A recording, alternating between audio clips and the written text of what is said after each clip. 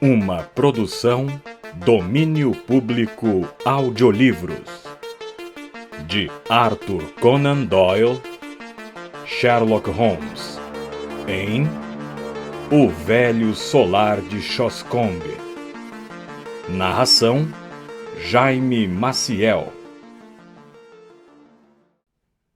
Antes de começar o vídeo, curta, compartilhe e caso ainda não seja inscrito no canal, clique no botão Inscreva-se. Quer ouvir mais histórias de Sherlock Holmes? Confira a nossa playlist. Aproveite o audiolivro. Sherlock Holmes ficou curvado durante muito tempo sobre um microscópio pequeno. Depois, ele endireitou o corpo e olhou para mim com um ar triunfante. É cola, Watson, ele disse. Indiscutivelmente é cola. Olhe para esses pontos dispersos no campo de visão. Inclinei-me e ajustei o foco para a minha vista. Esses cabelos são fios de um casaco de tweed. As concentrações cinzentas e regulares são poeira. As células epiteliais à esquerda. Aquelas bolhas marrons no centro, sem dúvida, são de cola. Bem, eu disse em tom de brincadeira. Estou disposto a acreditar na sua palavra. Alguma coisa depende disto? É uma prova muito boa, ele respondeu. No caso de St. Pancras, você deve se lembrar que foi encontrado um boné ao lado do policial morto. O homem acusado nega que o boné seja seu, mas ele é um fabricante de molduras para quadros que lida habitualmente com cola. Este é um dos seus casos? Não, meu amigo Mary Valley, da Scotland Yard, pediu-me para investigar o caso. Desde que agarrei aquele falsificador de moedas por causa dos resíduos de zinco e cobre na costura do punho de sua camisa, eles começaram a perceber a importância do microscópio. Ele olhou com impaciência para o seu relógio de bolso. Eu esperava a visita de um cliente novo, mas ele está atrasado. A propósito, Watson, você sabe alguma coisa sobre corridas de cavalos? Eu deveria saber. Pago por isso metade da minha pensão de guerra. Então, farei de você o meu guia útil para o turf. E o que sabe a respeito de Sir Robert Norberton? O nome lhe lembra alguma coisa? Bem, eu diria que sim. Ele mora no Velho Solar de Shoscombe. E eu conheço bem o lugar porque uma vez passei o verão lá. Norberton quase entrou na sua área de atuação uma vez. Como foi isso? Foi quando ele chicoteou Sam Brewer, o conhecido agiota da rua Curzon, no Newmarket Heath. Ele quase matou o homem. Ah, ele parece ser uma pessoa interessante. Ele se satisfaz frequentemente desta forma? Bem, ele tem fama de ser um homem perigoso. Ele é um dos cavaleiros mais audaciosos da Inglaterra. Foi o segundo no Grande Prêmio Nacional há alguns anos. Ele é um daqueles homens que ultrapassam a sua verdadeira geração. Ele devia ter vivido na época da regência como boxeador, atleta, turfista, amante de belas mulheres e, segundo a opinião corrente, tão afogado em dívidas que talvez nunca consiga vir à tona. Excelente, Watson!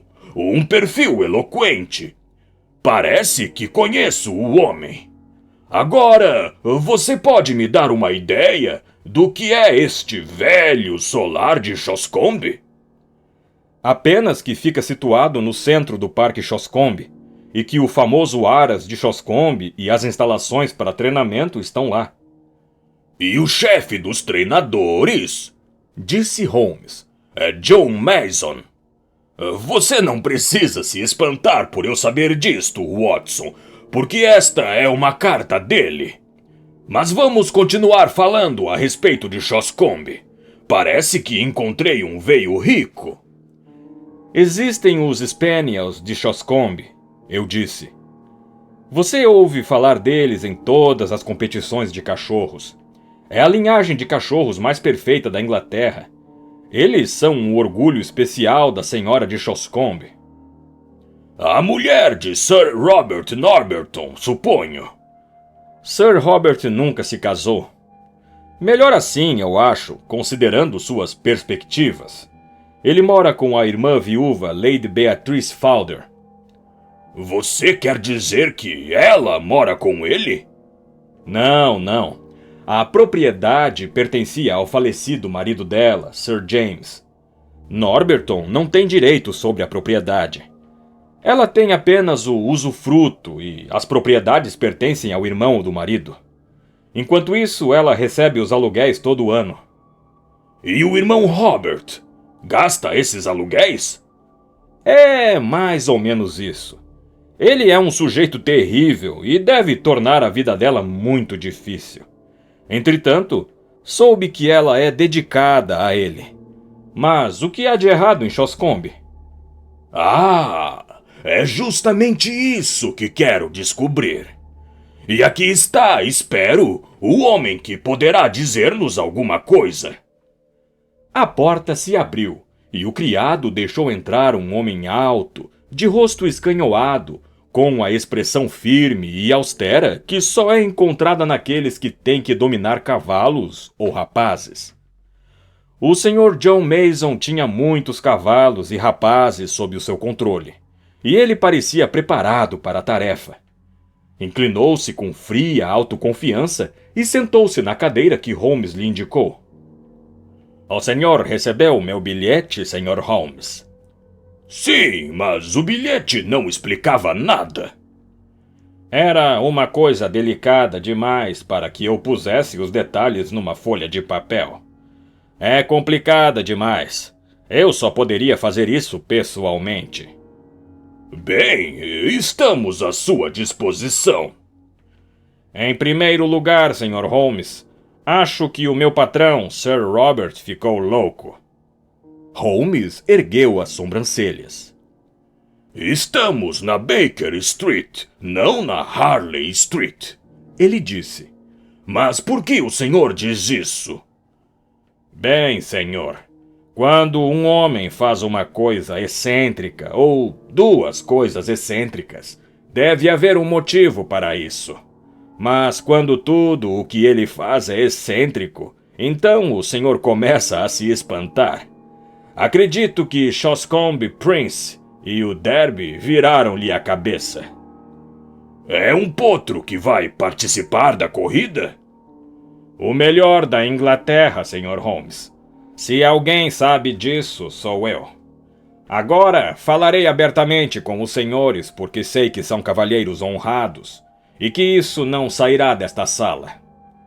Sir Robert resolveu vencer este Derby. Ele está afundado até o pescoço e esta é a sua última chance. Tudo o que ele pôde levantar ou pedir emprestado empregou no cavalo, e com excelentes possibilidades. Agora, o senhor pode receber 40 por 1, mas estava mais perto de 100 quando ele começou a investir. Mas como pode ser isso se o cavalo é tão bom? O público não sabe que ele é tão bom. Sir Robert tem sido inteligente demais para os agenciadores de apostas. Ele usa o cavalo que é meio-irmão de Prince para os seus passeios. O senhor não consegue distingui-los, mas quando galopam, há uma diferença entre eles de 2 corpos em 800 metros. Ele não pensa em mais nada a não ser no cavalo e na corrida. Toda a sua vida se resume nisto. Até agora ele está conseguindo manter afastados os agiotas. Se o Prince falhar, ele estará perdido. Parece um jogo um tanto desesperado, mas onde é que entra a loucura? Bem, em primeiro lugar, o senhor só precisa olhar para ele. Não acredito que durma à noite. Ele fica nos estábulos o tempo todo. Seu olhar está desvairado. Tem sido demais para os seus nervos. Depois, há o seu procedimento para com Lady Beatrice. Ah, como é isto? Eles sempre foram muito amigos. Tinham os mesmos gostos e ela amava os cavalos tanto quanto ele. Todos os dias, na mesma hora, ela ia aos estábulos para vê-los e, acima de tudo, ela amava o Prince. Ele levantava as orelhas quando ouvia o barulho das rodas de sua carruagem no cascalho e todas as manhãs ia trotando até a carruagem para ganhar o seu torrão de açúcar. Mas agora tudo isto acabou. Por quê? Bem, ela parece ter perdido todo o interesse pelos cavalos. Faz agora uma semana que ela passa de carruagem pelos estábulos sem dizer nem mesmo bom dia. E você acha que houve uma briga? E uma briga séria, selvagem e rancorosa.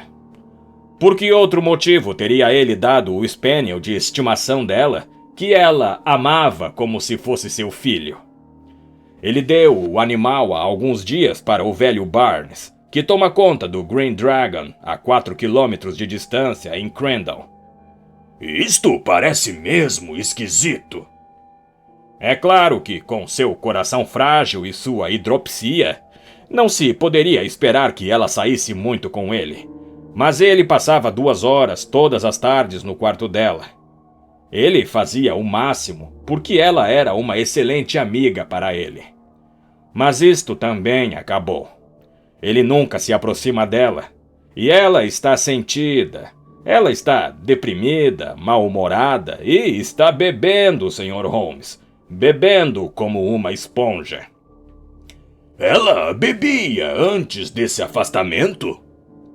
Bem, ela bebia um copo ou outro, mas agora bebe frequentemente uma garrafa inteira numa tarde. Foi o que me contou Stephens, o mordomo. Está tudo mudado, Sr. Holmes, e existe alguma coisa perversa e podre em relação a isto.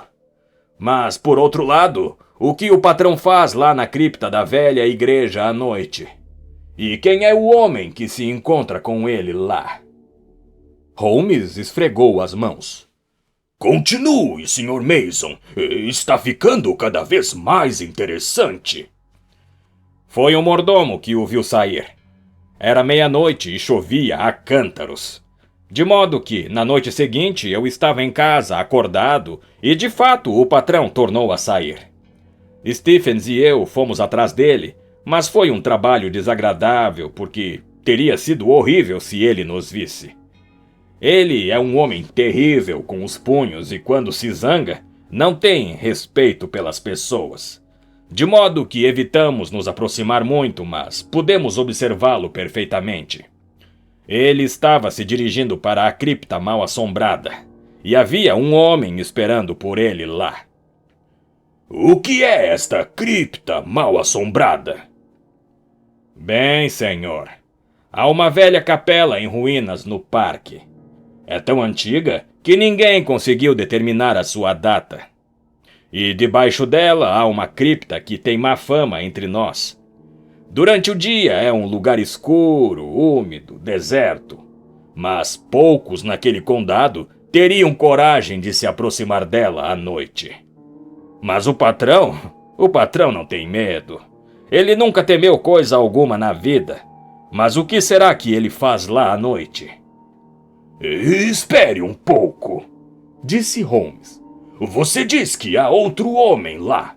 Deve ser algum dos seus próprios cavalariços ou alguém da casa. Você precisa apenas descobrir quem é e interrogá-lo. Não é ninguém que eu conheça. Como é que você pode afirmar isto? Porque eu o vi, Sr. Holmes. Foi naquela segunda noite. Sir Robert voltou e passou por nós. Por mim e pelo Stephens, que tremíamos no meio dos arbustos como 2 coelhinhos, pois havia um pouco de luar naquela noite. Mas ouvimos o outro homem andando por perto atrás de nós. Não estávamos com medo dele, de modo que nos levantamos depois que Sir Robert passou e fingimos que estávamos apenas dando uma volta ao luar. E assim nos aproximamos dele de maneira bastante casual e inocente. "Olá, companheiro, quem é você?" eu perguntei. Acho que ele não nos tinha ouvido chegar, de modo que nos olhou sobre o ombro com cara de quem tinha visto o diabo saindo do inferno. Deu um grito, saiu correndo e desapareceu na escuridão. Como correu?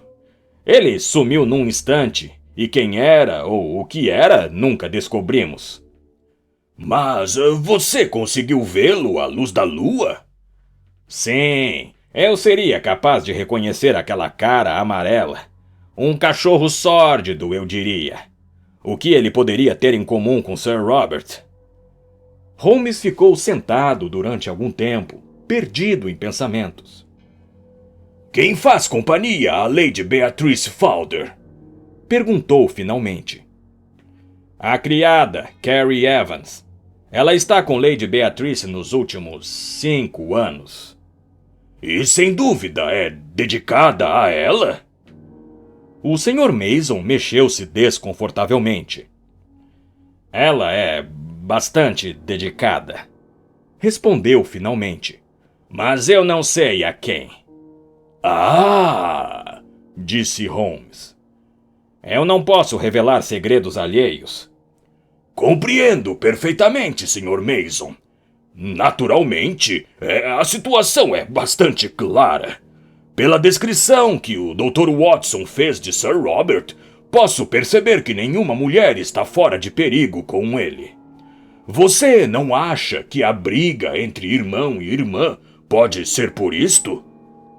Bem, o escândalo há muito tempo está evidente.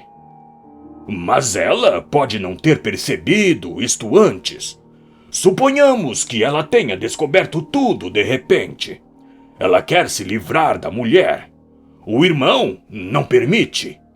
A inválida, com o coração fraco e sua incapacidade de se locomover, não tem meios de impor sua vontade. A criada odiada ainda está ligada a ela. A senhora recusa-se a falar, fica mal-humorada, dá para beber. Sir Robert, encolerizado, tira-lhe o Spaniel, seu animal de estimação. Isso tudo não faz sentido? Bem, pode fazer até aqui. Exatamente, até aqui. Como tudo isso poderia ter relação com as visitas noturnas à velha cripta? Não podemos encaixar isto em nosso enredo. Não, senhor. E ainda há outra coisa que eu não consigo encaixar. Por que Sir Robert iria querer desenterrar um defunto? Holmes endireitou-se na cadeira na mesma hora. Nós só descobrimos isto ontem, depois que eu havia escrito para o senhor. Ontem, Sir Robert estava em Londres, de modo que Stephens e eu descemos até a cripta. Estava tudo em ordem, senhor, exceto pelo fato de que em um dos cantos havia um pedaço de um corpo humano. Presumo que o senhor tenha informado a polícia. Nosso visitante deu um sorriso sinistro. Bem, senhor, acho que isto dificilmente os interessaria. Havia apenas a cabeça e alguns ossos de uma múmia. Devia ter uns 1000 anos, mas não estava lá antes, isto eu posso jurar, e Stephens também. Tinha sido arrumado num canto e coberto com uma tábua, mas aquele canto sempre esteve vazio antes. O que é que vocês fizeram com aquilo? Bem, nós simplesmente deixamos tudo lá. Isso foi imprudente. Você disse que Sir Robert estava fora ontem. Ele já voltou? Deve voltar hoje. Quando foi que Sir Robert deu de presente o cachorro da irmã? Foi exatamente há uma semana. O animal estava uivando do lado de fora da velha casa do poço e Sir Robert, naquela manhã, estava em um de seus dias de mau humor. Ele apanhou o cachorro e pensei que o tivesse matado. Depois ele o entregou a Sandy Bain, o jockey, e mandou que o levasse para o velho Barnes no Green Dragon. porque ele não queria vê-lo nunca mais. Holmes ficou sentado durante algum tempo, refletindo em silêncio. Ele acendeu o mais velho e fétido de seus cachimbos. Eu ainda não sei bem o que o senhor quer que eu faça neste caso, Sr. Mason. Ele disse finalmente. O senhor pode ser mais preciso?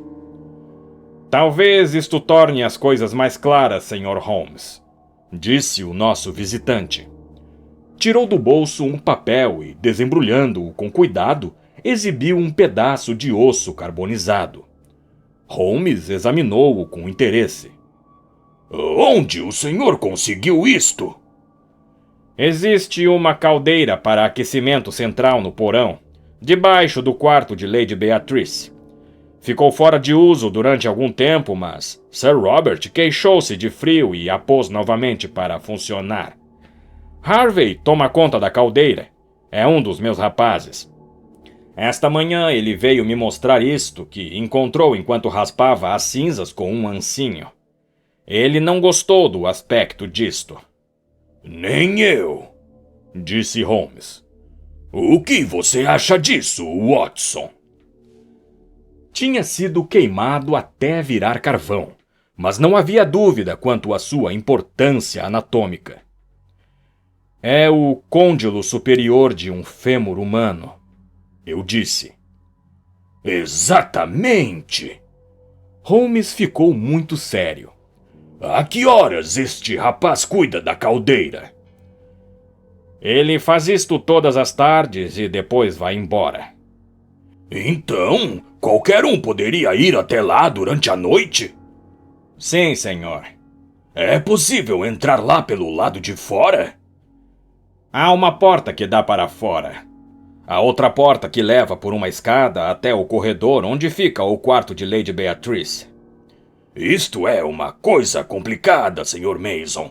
Complicada e um tanto turva. Você disse que Sir Robert não estava em casa ontem? Não, senhor. Então não foi ele quem queimou os ossos? Isto é verdade, senhor. Como é o nome daquela hospedaria de que o senhor falou? Green Dragon. A boa pescaria naquela área em Berkshire? O franco treinador demonstrou nitidamente, pela expressão de seu rosto, que estava convencido de que mais um lunático tinha entrado em sua vida atribulada. Bem, senhor, tenho ouvido falar que há truta no Rio do Moinho e Lúcio no Lago Hall. Isto é suficiente. Watson e eu somos pescadores de primeira, não é, Watson? Você pode escrever para nós daqui por diante para o Green Dragon. Devemos chegar lá esta noite. Não preciso lhe dizer que não queremos vê-lo, Sr. Mason, mas pode mandar um bilhete e sem dúvida conseguirei encontrá-lo se precisar do senhor.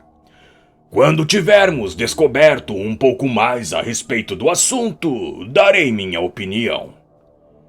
E foi assim que, numa bela noite de maio, Holmes e eu nos encontramos sozinhos num vagão de primeira classe, indo para a pequena estação de Shoscombe, onde o trem só para a pedido. O bagageiro acima de nós estava repleto de varas de pescar, molinetes e cestos. Quando chegamos, uma curta viagem de carruagem nos levou a uma taberna antiga, onde um dono, amante do esporte, Josiah Barnes, aceitou com entusiasmo nossos planos de exterminar os peixes da vizinhança. O que me diz do Lago Hall e da possibilidade de se pescar um Lúcio? Holmes perguntou. O rosto do estalajadeiro se anuviou. Isso não serve, senhor. O senhor se arrisca a ir para dentro do lago antes de terminar a sua pescaria. E por quê? É Sir Robert, senhor. Ele tem uma desconfiança terrível dos agenciadores de apostas. Se os senhores, dois estranhos, chegassem assim tão perto de seus campos de treinamento, ele iria atrás dos senhores com toda certeza. Ele não quer se arriscar. Não, Sir Robert. Ouvi dizer que ele tem um cavalo que vai correr no derby. Sim, sim, e é um bom potro. Ele está apostando todo o nosso dinheiro nessa corrida e o dele também. A propósito, ele nos olhou com preocupação. Presumo que os senhores não vieram por causa do turf. Não, realmente. Somos apenas dois londrinos fatigados, precisando de um pouco de ar puro de Berkshire. Bem, vocês estão no lugar certo. Há muito disto por aqui, mas lembrem-se do que lhes disse sobre Sir Robert. Ele é do tipo que bate primeiro e fala depois. Fiquem afastados do parque. Com certeza, Sr. Barnes. Nós certamente ficaremos. A propósito, aquele Spaniel que estava ganindo no saguão é um cão lindíssimo. Ah, e é mesmo. E um Spaniel legítimo da criação de Shoscombe. Não existe melhor na Inglaterra. Eu mesmo gosto muito de cachorros, disse Holmes. Bem, se é que posso perguntar, quanto custa um cachorro premiado como aquele? Mais do que eu poderia pagar, senhor. Foi o próprio Sir Robert quem me deu este, e por isso tenho que conservá-lo numa correia. Se eu o deixasse solto, enquanto o diabo esfrega um olho, ele já teria fugido para o hall. Estamos juntando alguns trunfos na mão, Watson, disse Holmes quando o estalajadeiro saiu. Não é um jogo fácil de se jogar, mas poderemos encontrar uma pista dentro de um dia ou dois. A propósito, ouvi dizer que Sir Robert ainda está em Londres. Talvez possamos entrar nos domínios sagrados esta noite sem temer um ataque dele. Há um ou dois detalhes que eu gostaria de confirmar. Você tem alguma teoria, Holmes? Apenas esta, Watson, de que há uma semana, mais ou menos, aconteceu alguma coisa que afetou profundamente a vida familiar de Shoscombe. O que seria? Posso imaginar a partir dos efeitos. Eles parecem ser de um tipo estranhamente misto. Mas isso com certeza nos ajudará. Só os casos insípidos e sem acontecimentos notáveis não têm solução. Analisemos nossos dados básicos. O irmão não visita mais a querida irmã inválida. Ele dá de presente o seu cachorro favorito. O cachorro dela, Watson. Isto não lhe sugere nada? Nada, a não ser raiva do irmão. Bem, pode ser isso. Ou... Bem, há uma alternativa. Mas continuando a nossa recapitulação a partir do início da rixa, se é que existe uma rixa, a senhora fica no seu quarto, altera os seus hábitos, não é vista, a não ser quando sai de carruagem com a sua criada, recusa-se a parar nos estábulos para cumprimentar seu cavalo favorito e aparentemente dá para beber. Com isso, recapitulamos o caso todo, não é? Exceto quanto ao assunto da cripta. Esta é outra linha de pensamento. Existem duas, e peço-lhe que não as confundas. A linha A, que diz respeito à Lady Beatrice, tem um sabor vagamente sinistro, não tem? Não consigo entender nada disso. Bem, agora tomemos a linha B, que diz respeito a Sir Robert. Ele está desesperado para ganhar o derby. Ele está nas mãos dos agiotas e pode a qualquer momento ir à bancarrota. E em horas pode ser tomado pelos credores. Ele é um homem ousado e desesperado. Sua renda provém de sua irmã. A criada de sua irmã é seu instrumento voluntário. Até agora parece que estamos em terreno razoavelmente seguro, não é? Mas e a cripta? Ah, sim, a cripta. Vamos supor, Watson, é apenas uma suposição infame, uma hipótese só para ser discutida, que Sir Robert assassinou sua irmã. Meu caro Holmes, isso é um absurdo. Muito possivelmente, Watson. Sir Robert é um homem de linhagem ilustre, mas às vezes encontramos um abutre entre águias. Vamos discutir um pouco esta suposição. Ele não poderia fugir do país enquanto não convertesse a sua sorte em dinheiro. Isto só poderia ocorrer com a vitória de Shoscombe Prince. Portanto, ele precisa aguentar firme aqui. Para fazer isso, ele teria que se livrar do corpo de sua vítima e teria também de encontrar uma substituta que representasse o papel dela. Tendo a criada como confidente, isso não seria impossível. O corpo de sua irmã poderia ser levado para a cripta, que é um lugar raramente visitado, e poderia ser destruído à noite, secretamente na fornalha, deixando para trás aquela prova que já vimos. O que você diz sobre isso? Bem, tudo isso é possível se você admite como correta a monstruosa hipótese inicial. Há uma pequena experiência que podemos tentar amanhã, Watson, para tentar esclarecer o assunto. Enquanto isso, se pretendemos continuar mantendo nossa caracterização, sugiro que convidemos o nosso anfitrião para tomar um copo de seu próprio vinho e vamos conversar a respeito de enguias, o que parece ser o caminho certo para se conquistar a sua amizade.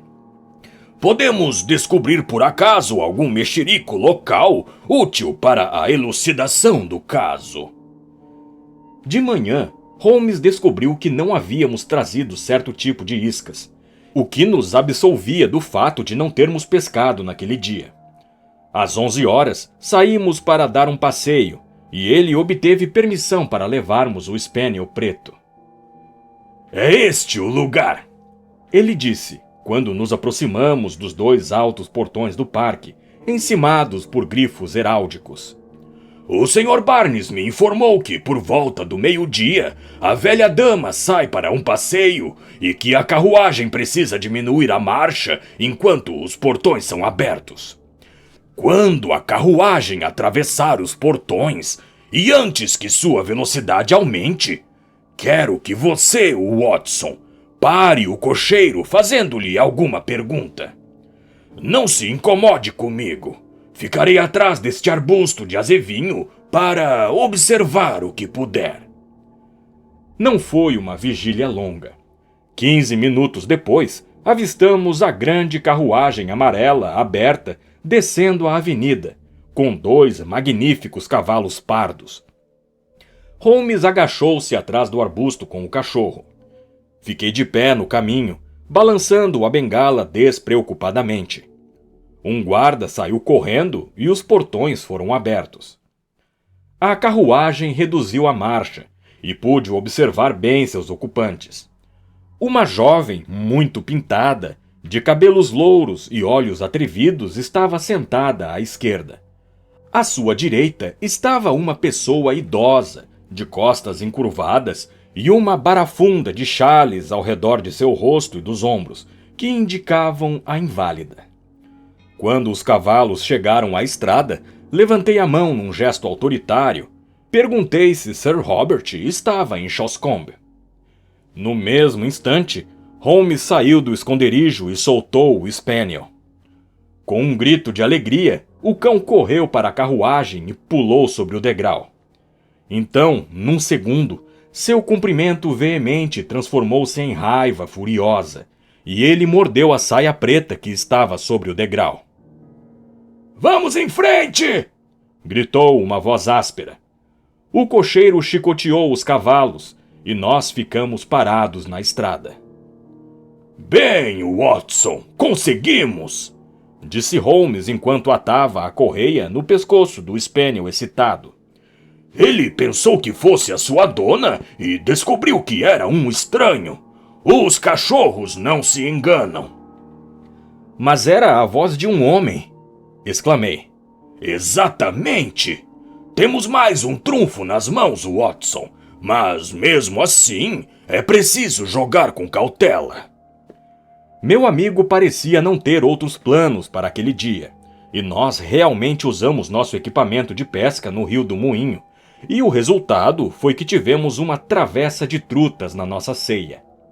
Só depois daquela refeição, Holmes demonstrou sinais de atividade revigorada.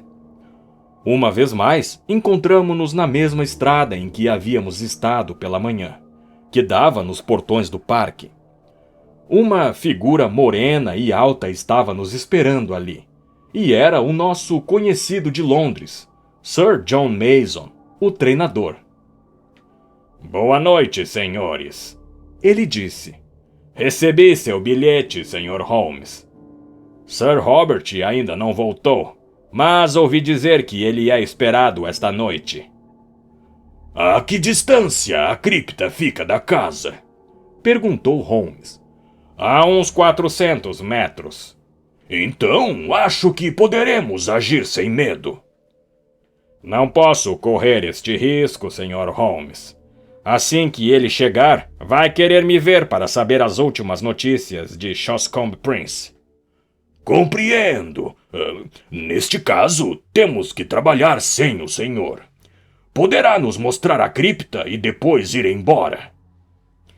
Estava escuro como breu, e não havia lua, mas Mason nos conduziu pelo prado até que surgiu na nossa frente uma forma escura, que depois vimos ser a antiga capela. Entramos pela brecha que antes havia sido um pórtico, e o nosso guia, tropeçando em meio aos montes de alvenaria solta, foi até o canto do edifício, onde uma escada íngreme nos levou para baixo até a cripta. Riscando um fósforo, ele iluminou o lugar melancólico. Um cheiro fétido e desagradável, velhas paredes de pedras toscas talhadas e pilhas de esquifes, alguns de chumbo e alguns de pedra, prolongavam-se de um lado, chegando até o teto arqueado e cheio de frisos que se perdia nas sombras acima de nossas cabeças. Holmes tinha acendido sua lanterna, que projetou um minúsculo jato de luz amarelo vivo sobre a lúgubre cena. Seus raios refletiram-se nas placas dos esquifes, muitos deles adornados com o brasão de grifos e coroa desta família antiga que carregava suas honrarias até mesmo para o portão da morte. O senhor falou de ossos, Sr. Mason. Poderia mostrá-los antes de ir embora? Eles estão aqui neste canto. O treinador foi até lá e ficou mudo de espanto quando iluminamos o local. Eles desapareceram? Ele disse. Eu já esperava por isso, disse Holmes, dando uma risadinha. Acho que as cinzas deles podem, ainda agora, ser encontradas naquele forno que já consumiu uma parte. Mas por que alguém iria querer queimar ossos de um homem que já está morto há 1000 anos? Perguntou John Mason. É para descobrir isso que estamos aqui, disse Holmes. Isto pode significar uma busca demorada e não precisamos retê-lo. Acho que teremos uma solução antes do amanhecer. Quando John Mason foi embora, Holmes pôs mãos à obra, fazendo um exame cuidadoso dos túmulos, que iam desde um túmulo muito antigo no centro, que parecia ser de um saxão, passando por uma longa fileira de túmulos normandos, hugos e odos, até chegar aos esquifes de Sir William e de Sir Dennis Fowler, do século XVIII. Levou 1 hora ou mais até que Holmes chegasse a um esquife de chumbo, colocado em pé antes da entrada para o subterrâneo. Ouvi seu grito de satisfação e tive certeza, pelos seus movimentos apressados mas decididos, de que ele havia atingido o seu objetivo. Com sua lente, ele estava examinando ansiosamente as bordas da tampa pesada. Em seguida, tirou do bolso um pé de cabra curto que introduziu numa fenda, suspendendo toda a parte da frente que parecia estar presa apenas por um par de grampos. Ouviu-se um ruído, como se algo estivesse sendo rasgado ou despedaçado, enquanto a tampa cedia, mas ela girou com dificuldade sobre as dobradiças, revelando parcialmente seu conteúdo, antes que fôssemos interrompidos de modo imprevisto. Alguém estava caminhando em cima da capela. Era o passo firme e rápido de quem veio com um objetivo definido e conhecia bem o chão onde pisava. Uma luz jorrou de cima das escadas e 1 minuto depois, o homem que a segurava apareceu emoldurado pelo arco gótico. Era uma figura medonha, de estatura colossal e jeito feroz. Uma grande lanterna de cocheira que ele segurava à sua frente iluminou um rosto enérgico, um bigode espesso e olhos coléricos que examinavam cada recesso do subterrâneo, fixando-se por fim com uma expressão sinistra em meu amigo e em mim. Quem diabos são vocês? Ele vociferou. E o que estão fazendo dentro da minha propriedade?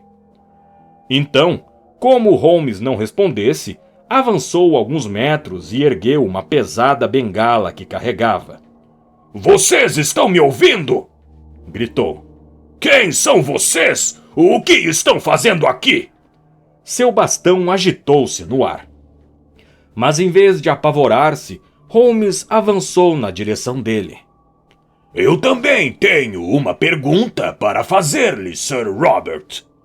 Ele disse no seu tom de voz mais áspero. Quem está aqui dentro? E o que está fazendo aqui? Ele virou-se e abriu a tampa do caixão atrás dele. Sob a luz da lanterna, vi um corpo enfaixado da cabeça aos pés em um lençol, com feições horríveis de bruxa. Só nariz e queixo, olhos opacos e vidrados num rosto desbotado e em decomposição. O baronete cambaleou para trás com um grito e apoiou-se num sarcófago de pedra. Como o senhor soube disso? Ele perguntou, e em seguida, novamente com seu jeito grosseiro. O que é que os senhores têm a ver com isso? Meu nome é Sherlock Holmes, disse meu amigo.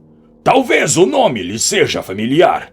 De qualquer modo, o meu negócio é o mesmo de todos os bons cidadãos. Defender a lei. Parece que o senhor tem muito a explicar. Sir Robert nos dirigiu um olhar penetrante, mas a voz de Holmes, tranquila e fria, e suas maneiras seguras surtiram efeito. Por Deus, Sr. Holmes, está bem. Ele disse. Tudo parece estar contra mim, admito, mas eu não podia agir de outra maneira. Gostaria de pensar assim, mas acho que as suas explicações devam ser dadas à polícia. Sir Robert encolheu seus ombros largos. Bem, se tiver que ser assim, que seja. Venham até a casa e poderão julgar por si mesmos. 15 minutos depois, estávamos no que imaginei ser a sala de armas da casa, pelas armas de fogo enfileiradas atrás de protetores de vidro. Era uma sala confortavelmente mobiliada, e lá, Sir Robert deixou-nos a sós durante alguns momentos. Ao voltar, vinha acompanhado por 2 pessoas. Uma delas, a jovem de rosto muito pintado que víramos na carruagem. A outra, um homem com cara de rato e maneiras desagradavelmente furtivas. Os 2 pareciam muito espantados, o que demonstrava que o baronete ainda não tivera tempo de explicar-lhes o rumo que os acontecimentos haviam tomado. Estes, disse Sir Robert com um aceno de mão, são o senhor e a senhora Norlet. A senhora Norlet, cujo nome de solteira era Evans, foi durante alguns anos a criada de confiança de minha irmã. Eu os trouxe aqui porque acho que o melhor a fazer é explicar aos senhores a verdadeira situação. E eles são as 2 únicas pessoas do mundo que podem provar o que digo. Isso é necessário, Sir Robert. O senhor pensou no que está fazendo? Exclamou a mulher. Quanto a mim, nego completamente toda a responsabilidade, disse o marido dela. Sir Robert lançou-lhe um olhar de desprezo. Assumo toda a responsabilidade, disse ele. Agora, Sr. Holmes, ouça um relato verdadeiro dos fatos. O senhor evidentemente investigou meus negócios a fundo, ou eu não o teria encontrado onde o encontrei. Portanto, o senhor provavelmente já deve saber que um cavalo preto de minha propriedade vai participar do derby, e que tudo dependerá do êxito desta corrida. Se meu cavalo vencer, tudo ficará fácil. Se perder, bem, não ouso pensar nisso. Compreendo a situação, disse Holmes. Dependo inteiramente de minha irmã Beatrice. Mas todo mundo sabe que só minha irmã pode se beneficiar do uso dessas propriedades, e apenas enquanto viver. Quanto a mim, estou nas mãos dos agiotas. Sempre soube que se minha irmã morresse, meus credores cairiam sobre os meus bens como um bando de abutres. Tudo me seria tomado. Meus cavalos, meus estábulos, tudo. Bem, Sr. Holmes, minha irmã morreu realmente há uma semana. E o senhor não disse a ninguém? Como poderia fazê-lo? Uma ruína total me ameaçava. Se eu pudesse protelar as coisas por 3 semanas, tudo estaria bem. O marido da criada dela, este homem aqui, é um ator. Eu tive a ideia de que ele poderia, durante este curto período, fazer-se passar por minha irmã. Bastava ele aparecer diariamente na carruagem, porque ninguém precisaria entrar no quarto dela a não ser a criada. Não foi difícil fazer isso. Minha irmã morreu de hidropsia, doença de que sofria há muito tempo. Isso quem vai verificar é o chefe de polícia. O médico dela atestará que durante meses os sintomas da doença já faziam prever um fim como esse. Bem, o que o senhor fez? O corpo não podia ficar lá. Na primeira noite, Norlet e eu o carregamos para a velha casa do poço, que agora não é mais usada. Mas fomos seguidos pelo seu cachorro de estimação que ficou latindo na porta, de modo que senti que seria necessário um lugar mais seguro. Livrei-me do Spaniel e carregamos o corpo para a cripta da igreja. Não houve indignidade ou irreverência, Sr. Holmes. Não sinto que eu tenha ofendido a morta. Sua conduta me parece imperdoável, Sir Robert. O baronete sacudiu a cabeça com impaciência. É fácil falar, ele disse. Talvez o senhor, se estivesse no meu lugar, sentisse de maneira diferente. Ninguém pode ver todas as esperanças e todos os seus planos se despedaçarem no último momento sem fazer um esforço para salvá-los. Achei que aquele lugar não seria indigno para o descanso se a puséssemos durante algum tempo em um dos esquifes dos antepassados de seu falecido marido, que descansavam em terreno já consagrado. Abrimos aquele esquife, retiramos os conteúdos e colocamos conforme o senhor a viu. Quanto às velhas relíquias que tiramos, não podíamos deixá-las no chão da cripta. Norlet e eu as retiramos e ele desceu à noite e as queimou na fornalha central. Esta é a minha história, Sr. Holmes. Embora o senhor tenha me forçado a ponto de eu ter que contar mais do que devia. Holmes ficou sentado durante algum tempo, refletindo. Há uma falha em sua narrativa, Sir Robert. Ele disse finalmente. Suas apostas na corrida e, por conseguinte, suas esperanças para o futuro estariam de pé mesmo se os seus credores tomassem o seu patrimônio. O cavalo faz parte do patrimônio. Por que haveriam eles de se importar com as minhas apostas? Provavelmente eles não iriam fazê-lo correr. Meu principal credor, infelizmente, é o meu inimigo mais cruel. Um patife. Sam Brewer, que uma vez foi obrigado a chicotear no Newmarket Heath. O senhor acredita que ele tentaria me salvar? Bem, Sir Robert, disse Holmes, levantando-se. É claro que esse assunto deve ser encaminhado à polícia. Era meu dever esclarecer os fatos e agora devo deixá-los. Quanto à moralidade ou decência de sua conduta, não me cabe manifestar uma opinião. É quase meia-noite, Watson, e acho que devemos voltar aos nossos humildes aposentos. Todos sabem agora que este episódio singular teve um final mais feliz do que o procedimento de Sir Robert merecia. Shoscombe Prince venceu realmente o derby. O seu dono embolsou 18.000 libras em apostas e os credores esperaram até que a corrida terminasse, quando foram totalmente reembolsados, e ainda sobrou o suficiente para que Sir Robert estabelecesse novamente uma boa situação na vida. Tanto a polícia como o juiz encararam os acontecimentos com indulgência, e além de uma censura branda pela demora em registrar o falecimento da senhora, o feliz proprietário saiu incólume deste estranho incidente, numa vida que superou sombras e promessas para terminar numa velhice honrada. Fim.